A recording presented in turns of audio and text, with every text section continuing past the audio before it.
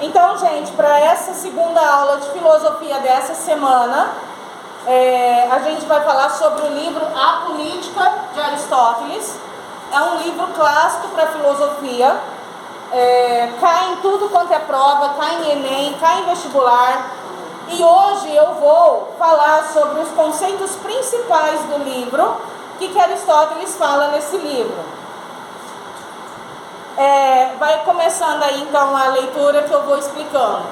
O homem é um animal político por natureza. Quando eu falo homem, como eu já falei para vocês, não é só a pessoa do sexo masculino. A gente está falando de todos os seres humanos.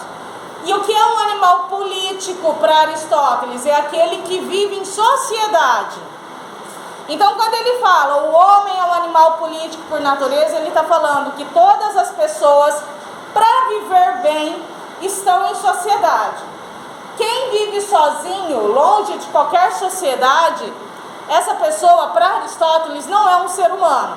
Ou é um deus, ou é um degradado, como se fosse um demônio, alguma coisa assim, tá? O homem é um animal político por natureza, pois as primeiras comunidades e as cidades são da natureza humana. O ser humano, desde o começo, se agrupou em comunidades, tá? Os homens que, por natureza, não fazem parte de uma comunidade ou cidade, não são homens, são deuses ou degradados. Já falei para vocês. Todos os homens, todos os seres que se definem como homens, pertencem a uma comunidade. Possuem o dom da palavra, característica de quem vive em comunidade, gente, vocês até grifaram. Possuem o dom da palavra e não se bastam a si mesmo. Ai, professora, mas eu tenho um tio que ele se basta sozinho. Ele tem dinheiro, ele paga todas as contas, ele não depende de ninguém. Pessoal, essa escola, ela brotou do nada? Não. Alguém precisou construir. A pessoa que compra uma casa, ela construiu a casa sozinha, ela fez o tijolo com barro, ela foi lá e colocou tudo sozinha. Ela precisou comprar o material e o serviço de outras pessoas.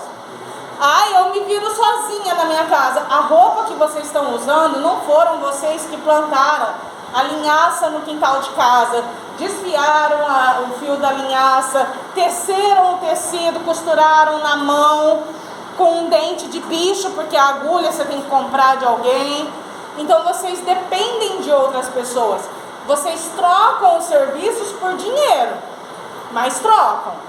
Ninguém aqui faz tudo. Ninguém resolve todos os problemas sozinho. Celular de vocês, foi vocês que foram lá extrair o minério lá no meio da montanha e fizeram tudo lá assim para conseguir o celular? Não, vocês compraram. Então a gente precisa. Eu estou comprando e eu me basto sozinho. Gente, dinheiro não resolve. Se você estiver no meio do mato só com dinheiro, você não vai conseguir fazer um celular do nada. Só com dinheiro no meio do mato, se ninguém volta. Você não vai conseguir construir um banheiro para você usar. E nem vai conseguir produzir papel higiênico para você usar. Ou pasta de dente. Então o dinheiro, ele faz com que você troque o serviço com alguém. Mas você depende dessa outra pessoa do mesmo jeito, tá? Entenderam essa parte do não se basta a si mesmo? Todo mundo depende de outras pessoas. E possui o dom da palavra. Segundo Aristóteles, os animais não se comunicavam de forma alguma. Hoje a gente sabe que os animais se comunicam sim.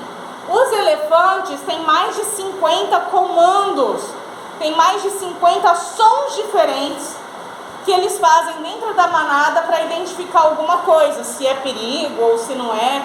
Os animais se comunicam sim. Mas naquela época Aristóteles falava que os animais não se comunicavam, que só quem se comunicavam eram as pessoas.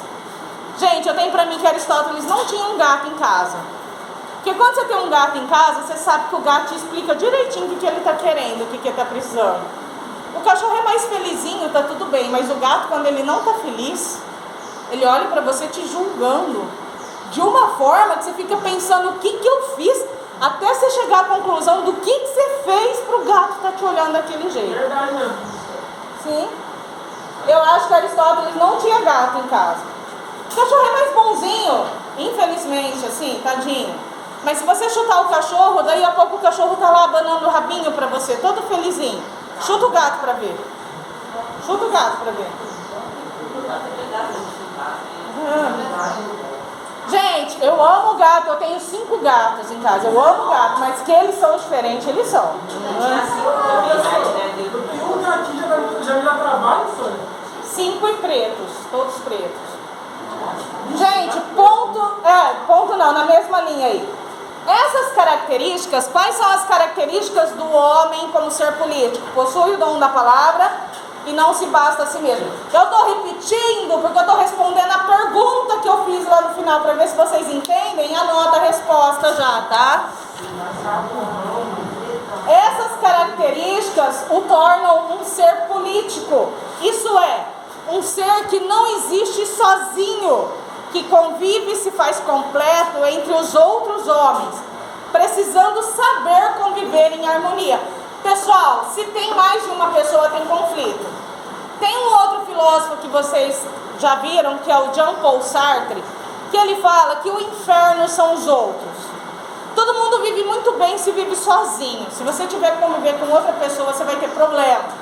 O inferno são os outros. E Aristóteles fala que como a gente tem o dom da palavra e a gente não se basta a si mesmo, a gente se torna um ser político, que depende de outras pessoas, que não vive isoladamente e que precisa conviver em harmonia. Então é difícil conviver com outras pessoas. Gente, já é difícil conviver em casa com a família. Tem família que é mais fácil, tem família que é mais difícil.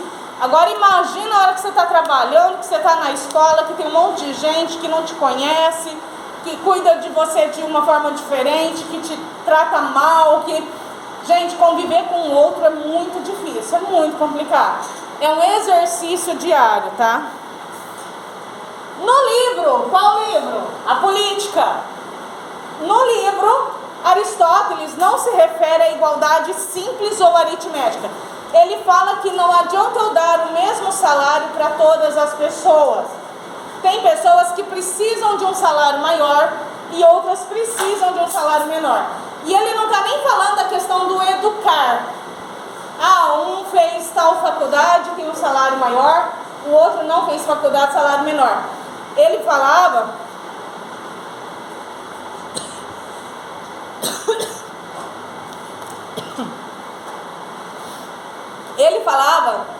da distribuição por necessidade. Então, por exemplo, se eu tenho uma mãe na minha casa saudável e eu preciso cuidar dela, eu vou precisar de um tanto de dinheiro. Se eu tenho uma mãe doente que precisa de mais cuidado, de uma alimentação diferente, então o dinheiro teria que ser outro. O da mãe saudável é de um jeito, o da mãe doente é de outro. A nossa sociedade não paga a mesma coisa para todo mundo, mas a preocupação não é se tua mãe é doente, se tua mãe tem 12 filhos, ou se só tem um, ou se não tem nenhum, se não é mãe. A preocupação não é essa, são outras preocupações. Aristóteles falava: dê ao povo aquilo que é necessário.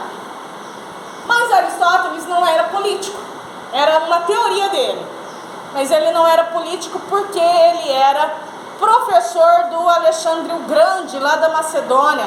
Ele era praticamente uma pessoa escravizada. Então Aristóteles não... É uma teoria dele, mas não aconteceu de verdade, tá?